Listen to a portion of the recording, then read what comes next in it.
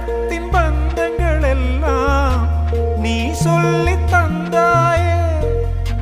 பிறப்புக்கும் இறப்புக்கும் இடையில் வழி நடத்தி சென்றாயே. உனக்கே ஓர் தொட்டில் கட்டி நானே தாயாய் மாறிட வேண்டும். ஆராரிராரோ நான் இங்கே பாட, தாயே நீ கண்ணுறங்கு என்னோட மடி சாய்ந்து.